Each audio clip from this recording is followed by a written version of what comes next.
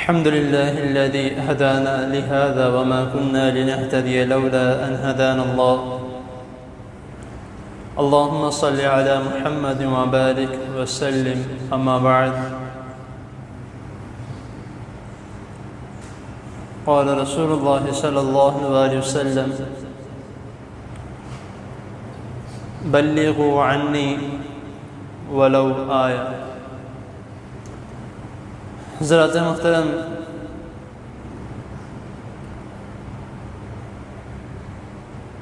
ہم جو بھی بات سیکھتے ہیں وہ درس کے مطابق یا اگر خطبات یا علماء میں بیٹھ کر جو بھی دین کی بات سیکھتے ہیں وہ ہم پر فرض ہے کہ ہم آگے پہنچائیں. لیکن سب سے پہلی بات یہ ہے کہ آگے پہنچانے سے پہلے اس کی تحقیق کر لی جائے کہ جو میں نے بات سنی ہے وہ ٹھیک ہے یا نہیں. آج کل بہت سے ایسے مسائل ہیں، یہ عید کے دوران جو جن دن چھٹیاں تھیں میں نے درس نہیں دیا، یا اس سے پچھلے دنوں میں جب یہ قربانی کے مسائل چل رہے تھے، بہت سے ایسے مسائل، بہت سے ایسے فون کالز اور بہت سے ایسے میسیجز دیکھنے کو ملے ہیں کہ جو نہ تو سنے ہیں اور نہ کبھی کسی نے ایسے مسائل بیان کیے، اور لوگوں نے ایسی باتیں پوچھی ہیں کہ سوچنے پہ مجبور ہو جاتا ہے انسان کہ پتہ نہیں یہ باتیں کہاں سے نکلی ہیں، یہ سوال کس طرح کر رہے ہیں. اور بہت سے ایسے ہمارے آپس کے اختلافی مسائل ہیں کہ جس کی وجہ سے بہت سے ایسے لوگ ہیں جو دین سے، نماز سے، عبادت سے ہٹتے جا رہے ہیں. وہ یہ کہتے ہیں کہ ہمیں سمجھ نہیں لگتی ہم کون سی بات مانیں. اب ہمارا یہ حال ہو چکا ہے کہ ہمیں جو بھی بات ملتی ہے سوشل میڈیا سے تو ہم اس طرح کرتے ہیں کہ ہم بغیر اس کی تحقیق کیے اس کو مان لیتے ہیں، اور پھر جب اسی کے اگینسٹ، اسی کے خلاف کوئی اور ہمیں بات مل جاتی ہے تو ہم اسی ششوپن میں رہتے ہیں کہ یہ والی بات ٹھیک ہے یا یہ والی بات ٹھیک ہے، جس کی وجہ سے ہم وہ کام کرنا، وہ عمل کرنا ہی چھوڑ دیتے ہیں کہ پتہ نہیں کون سی بات ٹھیک ہے. ہم پوچھتے نہیں ہیں. ہماری کوشش یہ ہوتی ہے کہ ہم جو بات ہمیں ملتی ہے اس کے فوراً اس کا ہمیں ثبوت مل جائے. ٹھیک ہے، مل گیا تو ٹھیک ہے، نہ ملا تو دوبارہ ڈھونڈنا نہیں. اگر ہمیں کوئی چیز چاہیے، مثال کے طور پہ قرآن کے متعلق ہمیں کوئی مسائل یا کوئی ایسا مسئلہ پتہ لگا ہے، تو اگر ہم نے اس کے مطابق پڑھنا ہے تو ہم کہاں سے پڑھیں گے؟ قرآن سے ہی پڑھیں گے. اگر احادیث کے مطابق ہم نے کوئی ایسا مسئلہ پوچھنا ہے تو ہم کہاں پہ پڑھیں گے؟ احادیث میں پڑھیں گے. اگر ہم ایک دوسرے سے اسی طرح ڈسکس کرتے رہیں گے تو ہمیں اس مسئلے کا نہیں پتہ لگے گا. یا اس شخص سے جا کے پوچھا جائے جو اس کے بارے میں جانتا ہے. گوگل پر سرچ کرنا، ادھر ادھر چیزوں میں سرچ کرنا، ہر وقت یہ مشینری سوشل میڈیا صحیح نہیں ہوتا. صحیح کیا چیز ہے؟ جو متن میں موجود ہے. صحیح بخاری ہے، صحیح مسلم ہے، جامعہ ترمذی ہے، سنن ابو داود ہے، سنن نسائی ہے، جتنی بھی کتابیں ہیں ان میں آپ تلاش کر لیں. اگر اس میں نہیں ملتا یا تھوڑی دشواری پیش آتی ہے تو کسی عالم سے پوچھ لیا جائے. ہمیں سوشل میڈیا پر فیس بک سے، انسٹاگرام سے بہت سی ایسی تصویریں ملتی ہیں جس کی وجہ سے آپس میں بہت جھگڑے پیدا ہو جاتے ہیں. تو ہمیں اس کا اگر ہم نے سمجھنا ہے، ہم چاہتے ہیں، ہمارا شوق ہے دین کو سمجھنے میں، تو وہ کوشش کریں کہ جس میں ہمارے لیے بھی بہتر ہو اور آگے جن کو ہم نے بھیجنا ہے ان کے لیے بھی بہتر ہو. اکثر یہ ہوتا ہے کہ ہم جو چیز پڑھتے ہیں یا جو چیز سنتے ہیں اس کو اسی طرح فارورڈ کر دیتے ہیں، تو بعد میں ہمیں پتہ لگتا ہے چیز نہیں ٹھیک، یا جو ہم نے بات آگے شیئر کی ہے وہ اس کے بارے میں کوئی بات ہمیں مل نہیں رہی، تو پھر ہم اس کو ڈیلیٹ کرتے ہیں یا اس کو ڈھونڈتے ہیں ہم کیا کریں. اب وہ جتنے لوگ اس پر عمل کر رہے ہیں اس شخص کو گناہ ملتا جا رہا ہے. تو اسی لیے کوشش یہ کرنی ہے کہ کوئی کام کرنے سے پہلے اس کی تہ تک جائیں، اس کی تحقیق کی جائے، اس کے بارے میں اچھی طرح جان لیا جائے کہ میں جو کام کرنے لگا ہوں یا جو میں تصویر شیئر کر رہا ہوں یا جو میں پڑھ رہا ہوں یا میں کسی کو کچھ بتانے لگا ہوں یہ بات بالکل ٹھیک ہے تو اگر بالکل ٹھیک ہے، آپ کو اس کا ثبوت بھی آپ کے پاس موجود ہے، تو آپ اس کو آگے صرف اور صرف ان لوگوں کو شیئر نہ کریں یا ان لوگوں کو یہ بات نہ بتائیں جن کو آپ جانتے ہیں، بلکہ ان تک یہ بات پہنچے جن کو آپ نہیں بھی جانتے، کیونکہ بات آپ کو اس کا ثبوت بھی مل گیا اور بات ہے بھی ٹھیک ہے۔ تو اسی لیے پھر ہم کس بات پر عمل کریں گے؟ بلغوا عنی ولو آیا، کہ رسول اللہ صلی اللہ علیہ وسلم فرما رہے ہیں کہ اس بات کو پھیلاؤ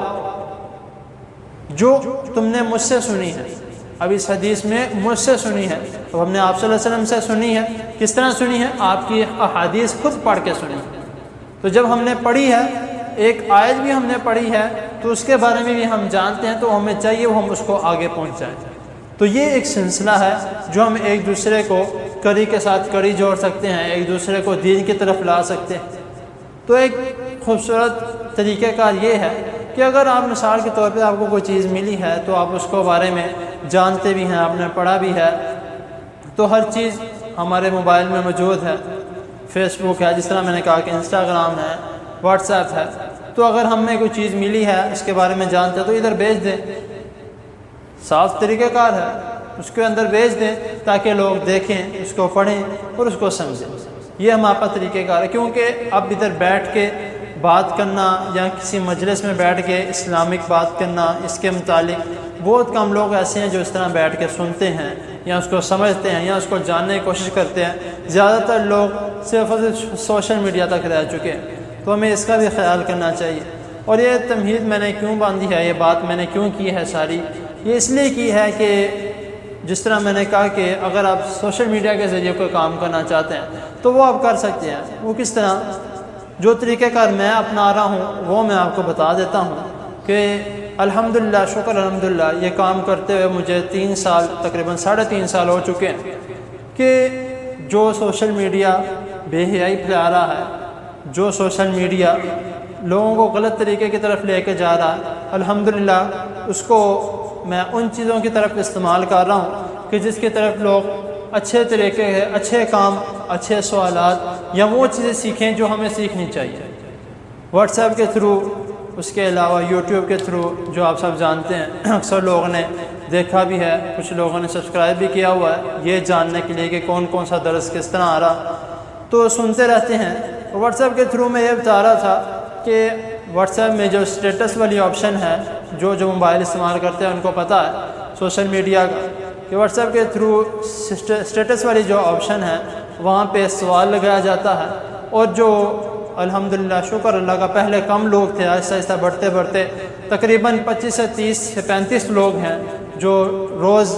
ایک دن بعد اس سوال کا جو میں لگاتا ہوں، وہ سوال کس کے متعلق ہے؟ قرآن کے متعلق ہے، احادیث کے متعلق ہے، پیغمبروں کے متعلق ہے، رسول اللہ صلی اللہ علیہ وسلم کی سیرت کے متعلق ہے۔ اور اب جو ہمارا موضوع چل رہا ہے وہ میں نے شکر الحمدللہ کتابیں خرید کے سیرت النبی کی وہ میں نے دی ہوئی ہیں، اسی کے متعلق سوالات بھی کیے جا رہے ہیں اور لوگ جوابات بھی دے رہے ہیں۔ اور الحمدللہ اس سال میں آئے کچھ دن پہلے 3ری مرتبہ میں نے الحمدللہ زوم پر پیپر لیا،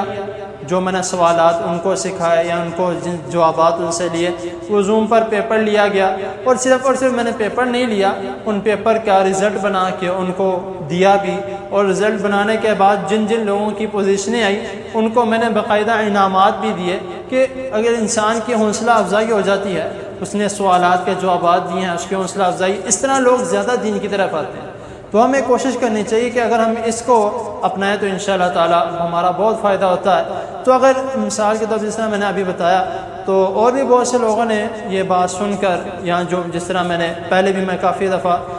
علیحدہ سے یہ بات بیان کر چکا ہوں کہ جو میں پیپر لے رہا ہوں یا سوال و جواب کر رہا ہوں، تو بہت سے لوگ ایسے ہیں جو اب نئے جنہوں نے حصہ لیا ہے۔ تو انشاءاللہ تعالی